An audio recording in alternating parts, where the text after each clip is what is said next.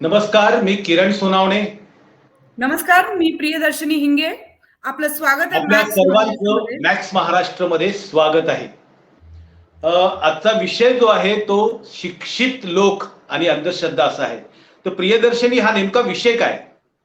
आपल्याला खरं तर असं वाटतं, की लोक शिकले म्हणजे थोडक्यात शाळेत गेले आणि उच्च पदस्थ लोक असले तर ते खूप सुशिक्षित असतात, वैचारिकरित्या बरोबर. ते सुदृढ असतात, असा एक समज आपल्या सगळ्यांमध्ये आहे.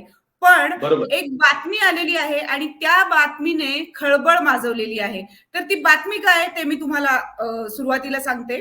नॅशनल स्टॉक एक्सचेंजच्या माजी मुख्य कार्यकारी अधिकारी चित्रा रामकृष्णन यांनी काही गोपनीय माहिती जी आहे ती हिमालयातील एका योगी बरोबर शेअर केल्यानं त्या वादात सापडलेल्या आहेत. आता नक्की हे बरोबर. प्रकरण काय आहे? तर भारताचं सर्वात मोठं स्टॉक एक्सचेंज समजलं जाणारं म्हणजेच NSE याच्या माजी CEO ज्या आहेत त्या होत्या चित्रा रामकृष्णन.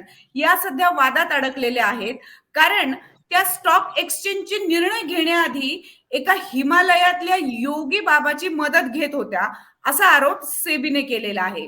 मार्केट रेग्युलेटर सेबीने त्यांच्यावर हे आरोप केले आणि महत्वाची आणि गोपनीय माहिती आपण ज्याला म्हणतो ती त्यांनी शेअर केलेली आहे, असा आरोप त्यांनी ठेवलेला आहे. NECच्या या आगामी 5 वर्षातील काय प्लॅन असतात, त्याच्यावर कुठले निर्णय घेतले गेले, याची सारासार माहिती गोळा करत असताना ही सगळी माहिती जी आहे ती समोर आलेली दिसतीये. सेबीने दिलेल्या माहितीनुसार चित्रा या हिमालयातील एका योगी बाबांच्या सल्ल्यानुसार सर्व निर्णय घेत होत्या आणि याच बाबांच्या सल्ल्यानंतर त्यांनी आनंद सुब्रमण्यम या स्टॉक एक्सचेंजच्या ग्रुप ऑपरेटिंग ऑफिसर म्हणून त्यांची नियुक्ती केली आणि या बरोबर. नियुक्तीला त्यांनी जवळजवळ त्यांचा पगार जो आहे तो 4 कोटीपर्यंत नेऊन ठेवलेला आहे. आता हा बापरे. पगार का बरं याची केली आहे, याची जेव्हा कारण मीमांसा शोधण्यात आली तेव्हा हे सर्व बाबाच्या सांगण्यावरून करण्यात आलेलं आहे, असा मुद्दा त्यांनी मांडलेला आहे आणि त्यांनी स्वतः म्हणजे चित्रा सुब्रमण्यम यांनी स्वतः याची दुजोरी जी आहे ती सेबीकडे दिलेली आहे. आता या सगळ्या प्रकरणामध्ये चित्रा रामकृष्णन असतील आणि त्या बरोबरीने सुब्रमण्यम जे असतील यांच्या दोघांवरही सेबीने कारवाई केलेली आहे. एप्रिल 2013 ते डिसेंबर 2016 पर्यंत त्या नॅशनल स्टॉक एक्सचेंजच्या MD आणि CEO राहिल्या होत्या आणि हे संबंधित बाबा जे आहे त्यांना बाबा शिरोमणी असं त्या म्हणत असेल आणि त्यांच्याकडे एक आध्यात्मिक शक्ती आहे असा दावा त्यांनी केलेला होता. बरं, यात सगळ्यात महत्वाची गोष्ट म्हणजे या आध्यात्मिक बाबाला त्या कधीही भेटलेल्या नव्हत्या. त्या ज्या आहे या बाबाच्या संपर्कात ईमेल वरनं राहायच्या आणि यावरनच त्यांच्या माहितीची जी आहे ती देवाणघेवाण व्हायची. या सगळ्या प्रकरणानंतर आपण बघतोय की सामान्य लोक जे आहेत, सामान्य नागरिक जे आहेत, ते सगळे अचंबित झालेले आहेत की इतकं शिक्षण झाल्यानंतरही अशा पद्धतीनं म्हणजे तुमच्या एवढ्या मोठमोठ्या व्यवस्थेचे व्यवस्थापक जे आहे किंवा व्यवस्थापन जे आहे ते अशा पद्धतीनं जर योगी बाबा चालवणार असतील तर आपला देश कुठे चाललेला आहे? नक्की या सगळ्याबद्दल काय सुरू आहे आणि असे निर्णय सुशिक्षित लोक कसे घेऊ शकतात, असा प्रश्न जो आहे तो उपस्थित केला जातोय. किरण. बरोबर आहे प्रियदर्शनी, अत्यंत धक्कादायक माहिती आहे ही. संपूर्णतः देशाच्या आर्थिक व्यवहाराच्या नाड्या ज्या नॅशनल स्टॉक एक्सचेंज मधनं हलवल्या जातात, तिथे कोट्यावधी रुपयाचा व्यवहार होतो राष्ट्रीय आंतरराष्ट्रीय पातळीवरती. अशा ठिकाणी अशा प्रकारच्या बाबांचा जर समजा एखादा उच्च पदस्थ अधिकारी त्याचा म्हणजे हे घेत असेल, म्हणजे त्याची मदत घेत असेल, तर हे अत्यंत धक्कादायक आहे. प्रियदर्शनी, या सगळ्या याच्यामध्ये आपल्या सोबत चर्चा करण्यासाठी सहभागी आपल्या सोबत होत आहेत डॉक्टर प्रवीण मोकाशी. डॉक्टर प्रवीण मोकाशी हे भारतातले पहिले मार्केट अनालिसिस मध्ये डॉक्टरेट झालेले देशातली पहिली व्यक्ती आहे. दुसरं, प्राध्यापिका सुशीला मुंडे, ज्या अंधश्रद्धा निर्मूलन समितीच्या गेल्या जवळपास 25 ते 30 वर्ष झाले काम करत आहेत. आणि दुसरे, अंधश्रद्धा निर्मूलनच्या सोबतच प्राध्यापक माधव बावगे सर हे आपल्या सोबत जोडले गेलेले आहेत. आणि अंधश्रद्धा निर्मूलनच्या राज्य कार्यकारिणीचे जे सदस्य आहे मिलिंद देशमुख, ही एवढी अशी सगळी मान्यवर लोक आपल्या सोबत या चर्चेमध्ये सहभागी होणार आहेत. तुमच्या सगळ्या पाहुण्यांचं स्वागत आहे. सर्वात पहिल्यांदा मी मिलिंद देशमुख यांच्याकडे जाणार आहे. मिलिंदजी, ही सुशिक्षित लोक म्हणजे शिकतात लोक आणि तरी सुद्धा अंधश्रद्धेच्या आहारी जातात. काय सांगाल तुम्ही? अं, सुशिक्षित शब्द वापरणं चुकीचं आहे. ते शिक्षितच आहेत शिक्षित. फक्त. हा हा, तसंच म्हणावं लागेल त्यांना. आणि त्यांना एखाद्या गोष्टीचं त्या विषयाचं ज्ञान असतं, पण त्यांच्यामध्ये जो वैज्ञानिक दृष्टिकोन असतो तो अजिबात नसतो. म्हणजे आपल्याकडे असे कितीतरी स्वतःला शास्त्रज्ञ म्हणून घेतात, पण माझ्या दृष्टीने ते खरं तंत्रज्ञच असतात. त्यांना त्यांच्या स्वतःमध्येच वैज्ञानिक दृष्टिकोन नसतो आणि मग ते असे बुवा बाबांकडे जातात, आम्हा भगवानकडे, अशा कोणाकडे जातात आणि त्यांच्याकडून मला काहीतरी सिद्धी प्राप्त होते, त्यांचे आशीर्वाद घ्यायला जातात आणि मी जे काही करतो आहे त्या यशामध्ये त्या ज्या लोकांचं काही शिक्षण नाही, त्या विषयाचं काही शिक्षण नाही, त्या विषयामध्ये यांनी जे प्रगती केलेली असते त्याचं श्रेय त्यांना देतात आणि त्यांचे सल्ले घेतात. हे आपल्याला माहिती आहे, डॉक्टर दाभोळकरांचा खून झाला तेव्हा एका पोलीस अधिकाऱ्याने प्लॅनचेटचा वापर केला होता. मी आता बरोबर. ही एवढी पोलीस अधिकारी व्यक्ती अशा पद्धतीचं, आणि ते पण डॉक्टर दाभोळकरांच्या बाबतीत असं घडलं होतं त्यावेळेला खरं तर राग पण येतो आपल्याला ना हसू पण येतं काही वेळेला ह्या लोकांच्या बुद्धीचं, की काय पद्धतीची लोक आज ह्या पोझिशनला बसलेले आहेत. पुण्यामध्ये बरोबर. एक सिमला ऑफिस मध्ये एक मोठी अधिकारी होती आणि तुम्हाला सर्वांना माहिती असेल तिचे पेपर बाहेरच्या देशामध्ये वाचले गेले आपल्या ह्याच्या वेधशाळेबद्दलचे, आणि त्या बाईने 16 घरात ह्याच्यावरून एवढं मोठं कांड केलं होतं. त्याच्याशिवाय मंगेशकर हॉस्पिटलमध्ये एका डॉक्टरांनी उतारे टाकले होते पेशंटच्या अंगावरून. अशा पद्धतीच्या कित्येक केसेस मला पुण्यामध्ये असून जाणवतात. हे मी त्यांना सुशिक्षित अजिबात म्हणणार नाही, ते शिक्षित आहेत, बरोबर. पण त्यांच्यामध्ये ती वैज्ञानिक शिक्षित दृष्टिकोनाचा बरोबर आहे. अजिबात देशमुख हे सर, नाही, नवदेत नाही. आपल्यासोबत डॉक्टर मोकाशी आहेत. प्रवीण मोकाशी सर, स्वागत आहे तुमचं. काय सांगाल तुम्ही? तुम्ही ह्या सगळ्या मार्केटमध्ये फिरत असतात, तुमचा त्याच्यामधला मोठा अनुभव आहे. काय सांगाल ही जी बातमी तुम्ही वाचल्याच्या नंतर आणि एवढे उच्च शिक्षित लोक अशा पद्धतीने अंधश्रद्धेला बळी जातात?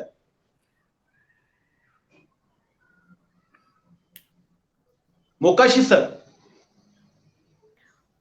नॅशनल स्टॉक एक्सचेंजच्या अध्यक्षा किंवा सीईओ यांनी कुठल्या तरी योगीच्या सल्ल्यानं व्यवस्था चालवणं, याचा मार्केटवर कशा पद्धतीनं परिणाम होऊ शकतो सर? असं वाटतं की मोकाशी सरांचा आणि आपला इंटरनेटचा काहीतरी इश्यू दिसतो आहे, त्यामुळे सर, ते माझा फ्रीज आवाज झालेलं पोहोचतोय आहे. का तुम्हाला तुमच्यापर्यंत? ऐकायला आवाज येतोय मोकाशी सर? मोकाशी सर, आवाज येतोय? सरांचा ऑडिओ ऍक्सेसचा काहीतरी प्रॉब्लेम आहे असं मला वाटतं. वास्तविकता प्रियदर्शिनी हे म्हणजे राजकारण किंवा मोठे मोठी लोक आणि यांच्या बाबांचा जर आपण इतिहास पाहिला तर खूप जुना आहे. अगदी इंदिरा गांधींच्या काळात पाहिलं तर धीरेंद्र ब्रह्मचारी नावाचा बाबा मोठ्या नावाला आला होता. त्याच्यानंतर चंद्रास्वामी नावाचा बाबा खूप मोठ्या प्रमाणात आला होता. आता सध्याच्या काळामध्ये जो मोठ्या प्रमाणात गाजतोय दुकानदार बाबा ज्याला म्हणतात, रामदेव बाबा, तो मोठ्या प्रमाणात, की ज्याने आता कोरोनावरती सुद्धा औषध असण्याचं केलं होतं. त्यामुळे मी नाही का सुशीला मुंडे यांच्याकडे जाणार, त्यांचा प्रदीर्घ अनुभव आहे या संदर्भातला. मुंडेताई, हे एकंदरीत शिक्षित लोक जी आहेत ती अंधश्रद्धा कशा पद्धतीने बळी पडतात, त्याची कारणं काय?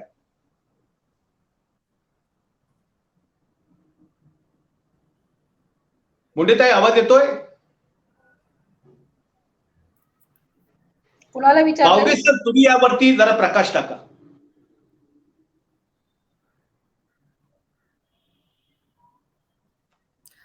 बावगे सर. हा सर, आता तुम्ही जे पार्श्वभूमी सांगितली आणि प्रियदर्शिनी ताईंनी जे सांगितलं, खरं तर त्या चित्रा रामकृष्णन आणि आनंद सुब्रमण्यम यांच्या बुद्धीची कीव करावीशी वाटते.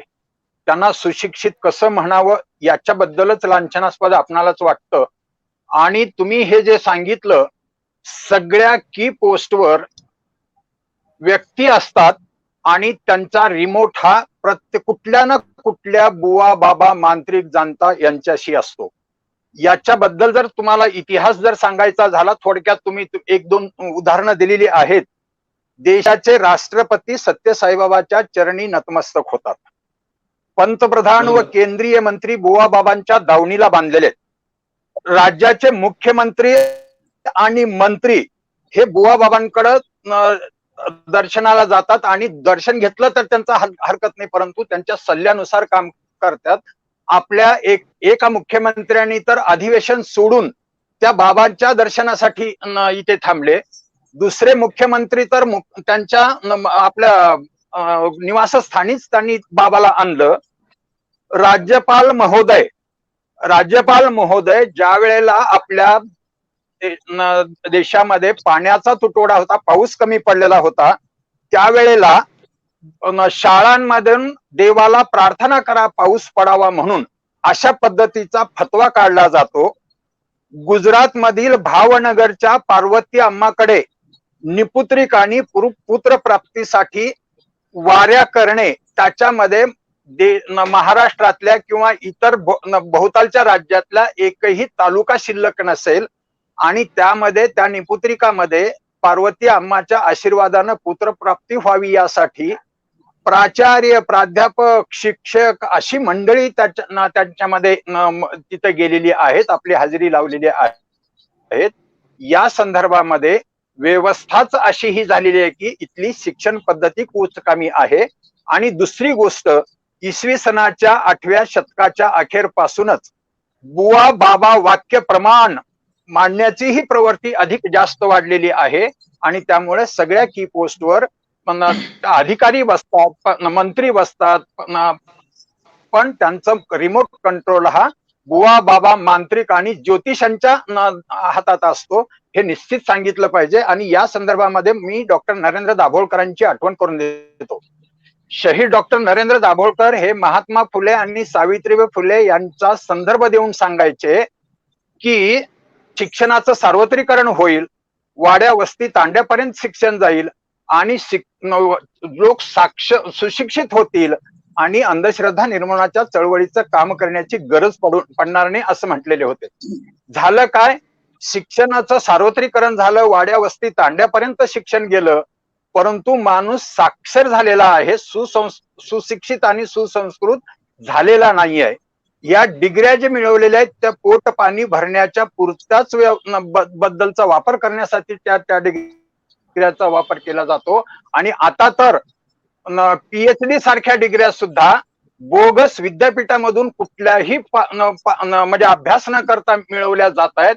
त्यामुळं या शिक्षण पद्धतीवरच प्रश्नचिन्ह उभा होतं आणि त्यामुळं अशा पद्धतीचं पुढचं भवितव्य काय असणार आहे हे आपण लक्षात घेतलं पाहिजे. आणि यासाठी जनताच जागरूक झाली पाहिजे. आणि ज्या ज्या ठिकाणी असे मंत्री त्या ठिकाणी चुकत असतील, शिक्षक, आता मला एक फोन आलेला होता थोड्या वेळापूर्वी की एक शाळेमध्ये एक विद्यार्थी सारखे प्रश्न विचारतो, तर तो ते शिक्षक म्हणतात की हा टार्गेट पोरगा आहे, म्हणजे प्रश्न विचारणं म्हणजे टार्गेट समजलं जात असतं. आणि त्या पोरांनी मग आपल्याकडं शिक्षण पद्धती कशी आहे की हाताची घडी तोंडावर बोट, प्रश्न विचारायचा नाही.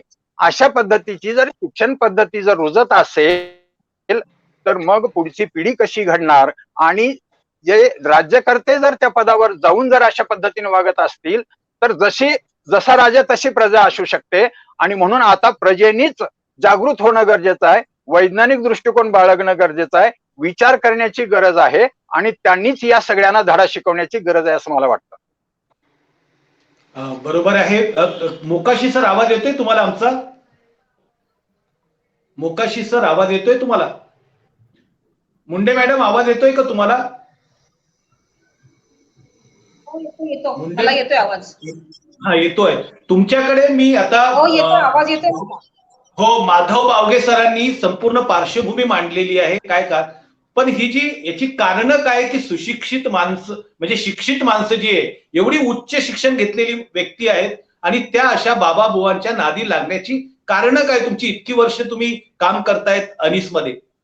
आणि याला जोडूनच एक सुशीला मॅडम मी एक प्रश्न आणखीन विचारते की खास करून महिलांमध्ये अंधश्रद्धा जी आहे ती खूप मोठ्या प्रमाणावर फोफावताना आपल्याला दिसते. म्हणजे शिक्षित असतील किंवा अगदी अशिक्षित असतील, या महिला ज्या आहेत त्या बाबांच्या मार्गाने फार मोठ्या प्रमाणावर जाताना आपल्याला दिसत आहेत. तुम्ही याबद्दल काय सांगाल? कोणाला विचारलंय? सुशीला मॅडम तुम्हाला प्रश्न विचार. कोणाला विचार? तुम्हालाच विचार. खरं सांगायला झालं तर भारतासारख्या देशामध्ये वारंवार अधनंमधनही अशा घटना घडतच असतात. आता अशा वेळेला शिक्षित आणि अंधश्रद्धा यांचा काय संबंध आहे याचा थोडा आपण उहापोह केला पाहिजे. चित्रा ज्या आहेत त्या नक्कीच उच्च शिक्षित होत्या, त्या माजी अध्यक्षा देखील होत्या स्टॉक एक्सचेंज, तर राष्ट्रीय शेअर बाजाराच्या माजी अध्यक्षा होत्या, त्याच्यानंतर सीईओ पण होत्या. 1-2 नाही तर तब्बल 3 वर्ष म्हणजे 2013 ते डिसेंबर 2016 पर्यंत त्या पदावर होत्या. आता हे खरं उच्च पद आहे. मग अशा वेळेला स्वतःला अजिबात या विषयाचं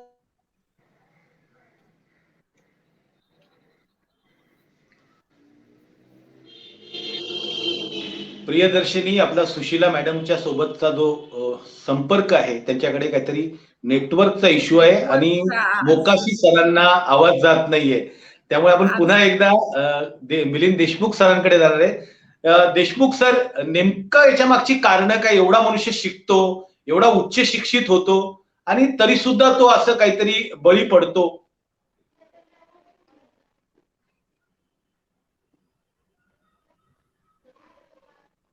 देशमुख सर.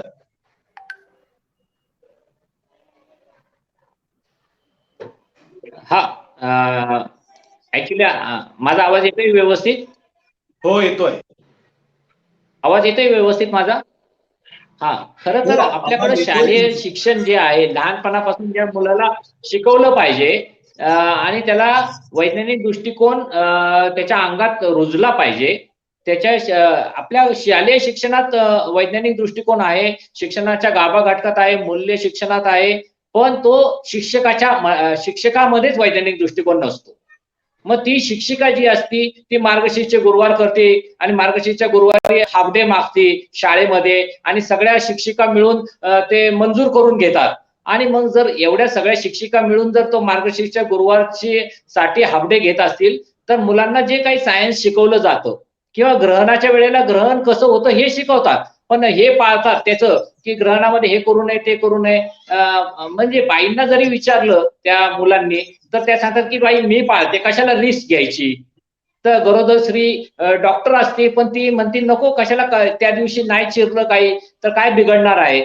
मुद्दा हा आहे की ह्यांनी शिक्षण घेतलेलं आहे पण कोणती गोष्ट जी गोष्ट आहे की हा वैज्ञानिक दृष्टिकोन त्यांच्यामध्ये नाही आणि ती त्यांची पण चूक नाही, ती आपल्या शिक्षण व्यवस्थेची चूक आहे. आपल्या शिक्षण व्यवस्थेमध्ये तशा पद्धतीचं शिक्षणच त्या मुलांना दिलं जात नाही आणि पारंपरिक पद्धतीने आपल्यावर धर्माचा एक मोठा पगडा आहे, संस्काराचा एवढा पगडा आहे आणि आपल्या सर्व धर्मांमध्ये चमत्कार ठासून भरलेले आहेत. त्यामुळे जिथं जिथं अनिश्चितता आहे तिथं तिथं हे बुवा बाबांकडे जातात. मग फिल्म लाईन असू द्या किंवा शेअर बाजार असू द्या, ह्या लोकांना असा कुठला तरी एक आधार असतो जिथं आपली काही चूक झाली तर ते खापर दुसऱ्यावर फोडता येतो आणि त्याच्यासाठी त्यांना मग असा कोणीतरी आधार लागतो ज्याला त्याच्यातलं काहीही कळत नाही. अशा लोकांची हे लोक मदत घेतात. काही ठिकाणी तर असं पण आढळून आलेलं आहे की अक्षरशः मतिमंद माणूस आहे किंवा त्याला काहीही कळत नाही, तो स्वतः नीट शब्द पण बोलत नाही पण त्याचा बाबा केला जातो आणि त्याने हात दाखवला, 4 दाखवला की चौका लावा, अशा पद्धतीचे मटकेचे आकडे पूर्वी लोक लावायचे. तर शेअर बाजार म्हणजे देखील वेगळं काही नाही, त्याच्यामध्ये देखील अशा पद्धतीचे लोकांना अनिश्चितता असते. त्याच्यामुळं हे आता साधं विचार करण्यासारखी गोष्ट आहे. जो माणूस आपल्याला दिसत नाही, आपल्याला भेटत नाही आणि त्याच्या नुसत्या मेलवर येतात आणि मेलवर एवढे ज्याच्यावर अख्ख्या जगावर त्या परिणाम करू शकतील असे निर्णय हे लोक घेतात. आणि खरं तर इतके वर्ष हे प्रकरण कोणाच्या उघडकीला पण आलं नाही, तर मला हे पण मोठी गोष्ट वाटते. आणि किती त्यांना साधी शिक्षा झालेली आहे. खरं तर ह्यांना खूप मोठी शिक्षा व्हायला पाहिजे. यांच्यावर जादूटोणा कलम देखील लावून त्यांना 7 वर्षाची शिक्षा द्यायला पाहिजे असं मला वाटतं. मिलिंद सर, मी त्याच प्रश्नाकडे येत होते की मुळात आपण एक अंधश्रद्धा निर्मूलनाचा कायदा केलेला आहे. आपण सगळेच आता आपल्याला लक्षात आलेलं आहे की हे सगळं प्रकरण जे आहे ते अंधश्रद्धेतून तयार झालेलं आहे, आपल्याला दिसून येते. अशा वेळेला हे कलम इथे का लागू होत नाही किंवा होतं का? दुसरं, जर होणार असेल हे कलम, जर आपल्याला इथे वापरता येणार असेल तर मिलिंद सर तुमचं माईक म्यूट आहे. आणि जर हे कलम इथे लागू केलं जात असेल तर हा जादूटोणा विरोधी कायदा जो आहे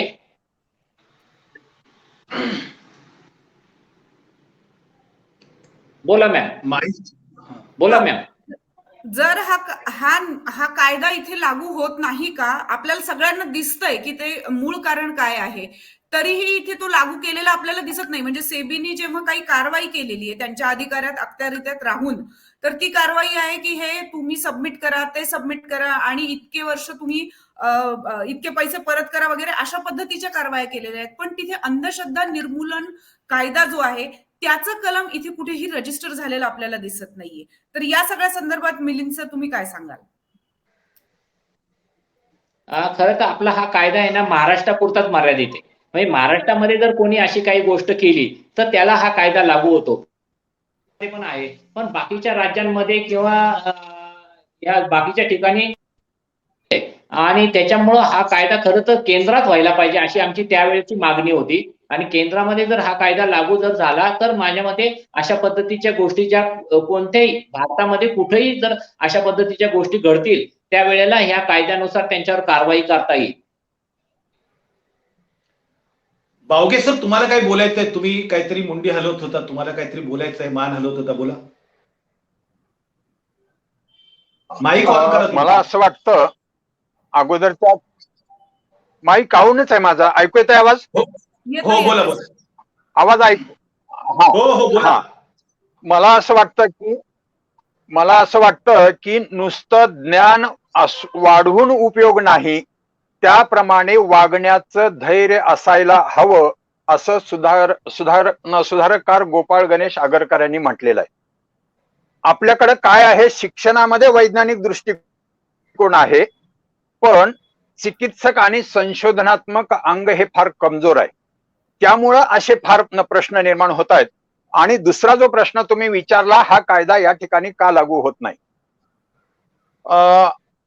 किरणजी मी तुम्हाला सांगू इच्छितो की डॉक्टर दाभोळकर सरांनी सगळ्या अंधश्रद्धांना पायबंद बसावा म्हणून पहिला जो कार्यक्रम म्हणजे कायद्याचा ड्राफ्ट होता तो 52 कलमाचा ड्राफ्ट होता, तो 27 कलमापर्यंत आणला आणि शेवटी 12 कलमाचा तो कायदा मंजूर केलेला आहे. म्हणून या सगळ्या त्रुटी त्याच्यामध्ये आहेत. जो पहिला सुरूचा जो ड्राफ्ट जर मंजूर झाला असता तर हे सगळ्या ह्याच्या अंधश्रद्धांना अशा आपणाला आळा घालता आला असता. परंतु आपल्याकडं शासनकर्त्याची इच्छाशक्ती त्याला कमी पडली आणि त्यांना धार्मिक ह्याच्यामध्ये गुंतवून काहीतरी आमच्या श्रद्धांना कुठेतरी अडथळा येईल यासाठी म्हणून तो कायदा फार शॉर्ट मध्ये केलेला आहे, कमी केलेला आहे. आमचं म्हणणं आहे की त्या कायद्याचा विस्तार ज्या ज्या क्षेत्रामध्ये अंधश्रद्धा पसरलेल्या आहेत त्या सगळ्या क्षेत्र त्याच्यामध्ये व्यापलं पाहिजे आणि त्या कायद्याचा विस्तार केला पाहिजे. त्याच्यामध्ये अमेंडमेंट करणं गरजेचं आहे. आणि आताच मिलिंद देशमुखांनी सांगितल्याप्रमाणे तो मुंडे ताई आपल्याशी जोडल्या गेलेल्या आहेत. मुंडे ताई, ऐकायला येतंय तुम्हाला? हो, येतंय. हा, तोच प्रश्न तुम्हाला आहे की सुशिक्षित लोक अंधश्रद्धेच्या गर्ततेत कसं काय अडकत जातात? ते एवढे शिकलेले असतात तरी त्याची तुमची काय उदाहरणं किंवा काय आतापर्यंतचा अनुभव आहे, कशामुळे अडकतात? अगदी बरोबर आहे. थेट शिक्षित असला म्हणून तो अंधश्रद्धाळू नसेल असं आपण काही ठोसपणे सांगू शकत नाही, कारण याची अनेक उदाहरणं आहेत. 1995 म्हणजे 20 सप्टेंबर 1995 साली गणपती दूध प्यायले होते आणि गणपतीला दूध पाजणारे यांच्यामध्ये काही शिक्षित नव्हते का?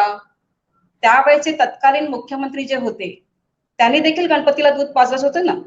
तर दुसऱ्या बाजूला दिल्लीचा साधा चर्मकार त्याने आपल्या तिपाईला दूध पाजून सिद्ध केलं की अशा प्रकारे गणपती काही दूध पिऊ शकत नाही. नंतर शास्त्रज्ञांनी ते शोधून काढलं, तो भाग वेगळाच. बरोबर आहे. त्याच्यामुळे शिक्षण आणि अंधश्रद्धा यांचा आपण कसा संबंध लावतो याच्यापेक्षा त्या गोष्टी घडवून आणणाऱ्याची मानसिकता काय आहे हे तपासणं जास्त गरजेचं आहे. आजही आपण नवरात्रीमध्ये जर पाहिलं तर जी एखादी स्त्री क्लास 1 ऑफिसर असते, चांगला 5 आकडी 6 आकडी पगार घेत असते, परंतु तीच स्त्री नवरात्रीला अष्टमीच्या दिवशी ढोंगाचं अंगात आणून अगदी खूप मोठ्या प्रमाणावर घुमत असते. मग इथे काय आपण संबंध लावणार? दुसऱ्या बाजूला एखाद्या खेडेगावातली स्त्री असते जिला अक्षर ओळखही नसते, ती देखील घुमतच असते. त्याच्यामुळे ह्या सगळ्याचा जर आपण विचार केला, अगदी किती आत्ताच्या पण घटना गेल्या, निव्वळ गाईचं मांस खाल्लं म्हणून त्या अकलकच्या घरावर आपण घोळक्याने गेलो आणि त्याला अगदी मरेपर्यंत ठार मार. हा पण एक अंधश्रद्धेचाच भाग आहे ना. एका बाजूला आपण संविधान तर डावलतोच, संविधानाने दिलेले हक्क जे आहे ते डावलतोच, त्यांचे सगळे उपासना असेल, मग धर्म स्वातंत्र्य असेल, हे सगळं डावलतो. पण हे सगळं घडताना काय गोष्टी घडतात, इथली भारतीय फिलॉसॉफी जी आहे ती एक प्रकारे थोपवली जाते. दुसरं, जेव्हा अज्ञान वाढतं, जेव्हा भीती वाटते, तेव्हा गुरु शिष्य परंपरा आहे ना, ही गुरु शिष्य परंपरा एकदम बळकट होते. की जी गुरु शिष्य परंपरा चित्रा राधाकृष्णन, आनंद सुब्रमण्यम आणि तो भौतिक नसलेला असं त्या म्हणतात. एका बाजूला हेही सिद्ध झालंय की त्या त्यांच्या बरोबर पिकनिकला गेल्या होत्या, त्यांनी जो ईमेल अकाउंट केला होता त्याच्यामध्ये 3 वेद होते, साम, ऋग्वेद आणि यजुर्वेद. त्या अकाउंट वरून त्या चित्रा यांच्याशी सतत संवाद देखील करत होत्या. बरोबर आहे. मग हे सगळं बरोबर. घडताना आपण हे लक्षात घेतलं पाहिजे की या दैनंदिन जीवनामध्ये किंवा व्यवसायामध्ये ज्या अडचणी येतात त्या अडचणींवर मात करणारा किंवा सर्व प्रकारचे सोल्युशन्स देणारा कोणीतरी मसीहा आहे. ही जी भाबडी आशा आहे ना, ही भाबडी आशा एका बाजूला तिथलं व्यवस्थापकीय मंडळ, दुसऱ्या बाजूला आनंद सुब्रमण्यम, तिसऱ्या बाजूला राधा रामकृष्णन आणि इतर संबंधित अधिकारी यांना 3 वर्ष जोपासता आली. त्याच्यानंतर सेबीला कळलं, त्याच्यानंतर तपासणी सुरू झाली आणि त्या तपासणीनुसार पुढे पुढे पुढे पुढे ह्या गोष्टी आल्या. म्हणजे दोन्ही गोष्टी होत्या ह्याच्यामध्ये. एक तर चित्रा राधाकृष्ण आहेत, त्यांना यातलं स्टॉक एक्सचेंज जे आहे ते कसं रन करायचं याचं नॉलेज शून्य होतं. दुसऱ्या बाजूला नंतर जे सीईओ नेमले गेले सुब्रमण्यम, आनंद सुब्रमण्यम, यांना देखील स्टॉक मार्केट कसं रन करायचं याचं नॉलेज नव्हतं. तर दुसऱ्या बाजूला तब्बल 4 म्हणजे किती सांगू तुम्हाला मी की $4 ट्रिलियन इतक्या मोठ्या प्रमाणावर भाग भांडवल असलेलं हे एवढं मोठं ही संस्था किंवा हे जे शेअर मार्केट, त्याचे सगळे अधिकार आणि त्याचं व्यावसायिक मार्गदर्शन कोण करत होतं, तर 20 वर्ष हिमालयात वास्तव्य असलेला तो योगी. एका बाजूला म्हणतात मी त्याच्याशी संवाद करत नव्हते, त्याचं भौतिक अस्तित्वच नाही, दुसऱ्या बाजूला सगळे पुरावे मिळतात. सेबीने जो निकाल दिलाय त्यातले 190 पानांमध्ये जवळपास 398 वेळा या स्वामींचा उल्लेख आहे. म्हणजे शिक्षणाचा संबंध, अंधश्रद्धेचा संबंध, दुसरं नैतिकता पण आली ना. तुमच्यामध्ये नैतिकता नाही म्हणून एका बाजूला खोटं बोलणं पण आहे आणि दुसऱ्या बाजूला मला आणखीन एक प्रश्न पडतो की ज्यांना वार्षिक पॅकेज निव्वळ 15 लाख होतं, सीईओ जे नेमले गेले ना सुब्रमण्यम, त्यांना बरोबर. फक्त 15 लाख रुपये पेमेंट होतं वार्षिक, ते जाऊन तब्बल 4,21,00,000 वाढलं.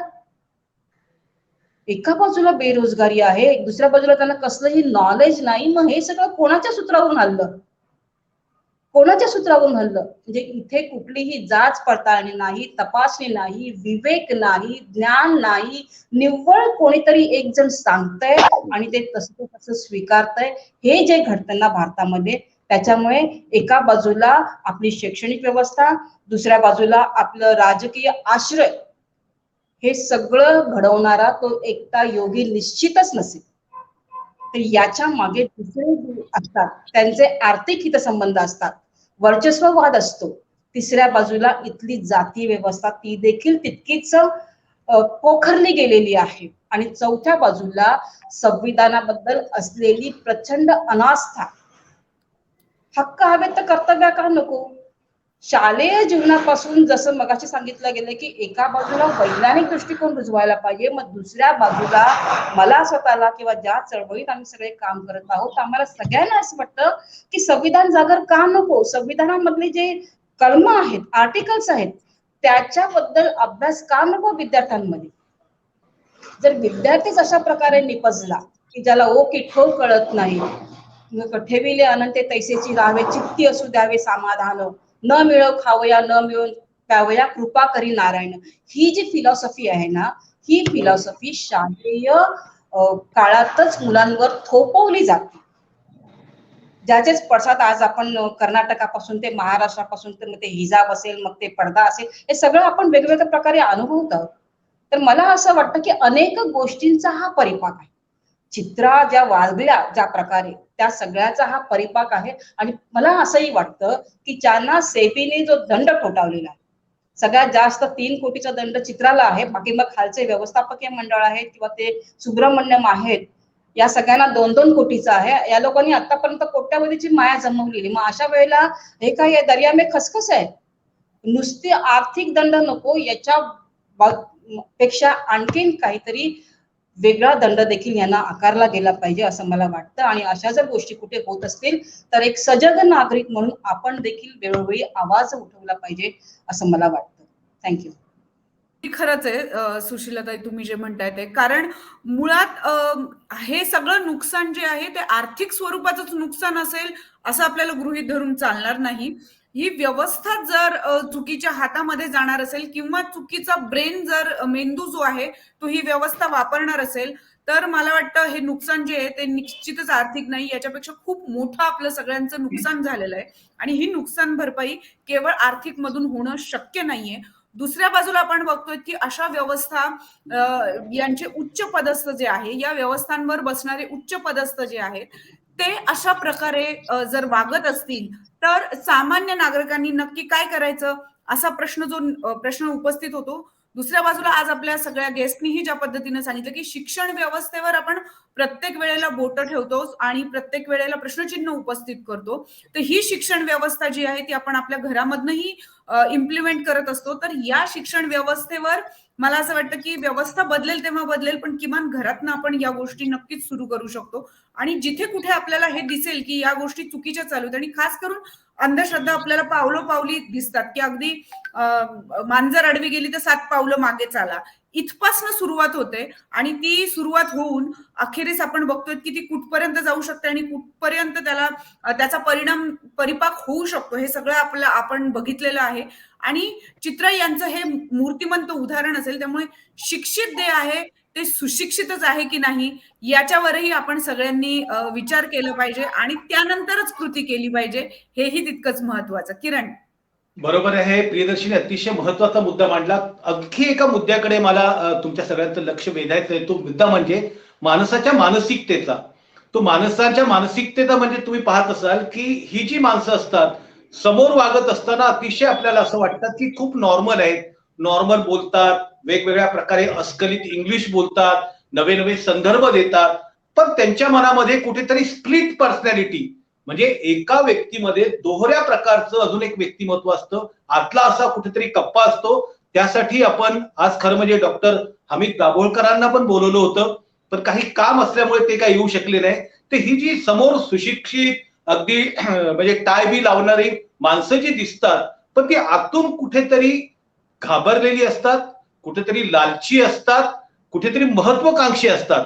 कारण की आपण आतापर्यंत जर पाहिलंय की अंधश्रद्धाच्या ट्रॅपमध्ये जी लोक अडकली जातात त्याच्या मागची ही महत्वाची कारण आहे की त्याच्यामध्ये त्यांना लोभ असतो, प्रचंड प्रचंड महत्वाकांक्षा असते किंवा काहीतरी भीती असते, अनाहूत भीती. आणि अशा याच्यातनं ते अशा कुठल्या तरी ही अद्भुत अशा गोष्टीवरती विश्वास ठेवतात आणि विश्वास ठेवून त्याला आपलं सर्वस्व देऊन बसतात किंवा मोठ्या मोठ्या गोष्टीचे अधिकार देऊन बसतात. जसं सुरुवातीलाच आपल्याला यांनी सांगितलं की प्लॅनचेटचा वापर ज्या नरेंद्र दाभोळकरांनी आयुष्यभर अंधश्रद्धेला विरोध केला, त्यांचा खुनी शोधण्यासाठी पुण्यामध्ये एका म्हणजे सीपी लेवलच्या म्हणजे कमिशनर आयुक्त लेवलच्या अधिकाऱ्यानं त्याने प्लॅनचेटसाठी माणसं आणली होती. अशी खूप सारी उदाहरणं आपल्याकडे दिसतात प्रियदर्शनी. अगदी बरोबर आहे. मला असं वाटतं की यामुळे आपण सगळ्यांनीच जे आहे जागरूकता ठेवणं आणि जागरूकता करणं हेही तितकंच महत्वाचं आहे. केवळ पुस्तकांनी, डिग्र्यांनी माणसं सुशिक्षित होतात का, असाही या निमित्ताने प्रश्न जो आहे तो उपस्थित होतो. आपला वेळ जो आहे तो संपत चाललेला आहे, त्याच्यामुळे आपल्याला वेळेचं बंधन आहे. मात्र अशा या सगळ्या आणि विविध बाबींवर आपण लक्ष देण्याची नितांत आवश्यकता आहे. पुढे अशा काही घटना ज्या आहेत त्या वाईट घडू नये यासाठी एक सजग नागरिक असणंही तितकंच आवश्यक आहे. त्यामुळे तुम्हीही सगळ्यांनी सजग नागरिक असलं पाहिजे आणि जिथे कुठे दिसेल तिथे आगाऊ विद्यार्थी असलं पाहिजे असं मला या निमित्ताने वाटतं. कारण प्रियदर्शनी, माधव बावगे सरांना काहीतरी बोलायचं, 1 मिनिटाचा त्यांना वेळ देऊया. बावगे सर, तुम्ही तुमचा मुद्दा मांडा आणि आपण पुढे जाऊ. यात असं आहे की माणसाला बुद्धी आहे आणि भावना पण आहेत, पण अलीकडे माणूस भावना प्रधान होतोय आणि विचारावर भावनेचं प्रभुत्व वाढतंय आणि त्यांच्यामुळं माणसाची मानसिकता म्हणजे विचार कमी पडतोय. त्यामुळे अशा आहाराची गरज पडते.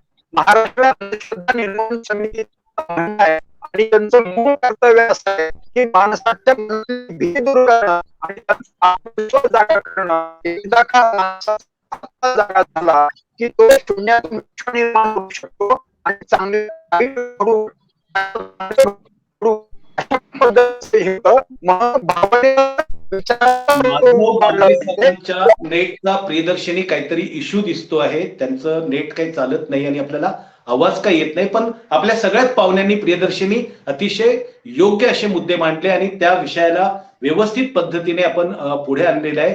वास्तविकता इतकं शिक्षण घेऊन जर आपण अजूनही दुसऱ्याच्या बुद्धीवरती, जो मनुष्य अशिक्षित आहे, म्हणजे कुठेतरी हिमालयात राहतोय, ज्याचा अत्तापत्ता नाही, अशा व्यक्तीच्या माध्यमातून आपण जर देशाच्या निर्णयामध्ये हस्तक्षेप करणार असू, स्वतःच करत असाल अधिक गोष्ट आहे, पण देशाच्या आर्थिक सुरक्षिततेचा मुद्दा आहे, देशाच्या एकूण प्रशासकीय गोष्टींचा मुद्दा आहे, ते छोटं एनएससी म्हणजे नॅशनल स्टॉक एक्सचेंजचा जो मुद्दा आहे तो एका राष्ट्राशी संबंधित आहे.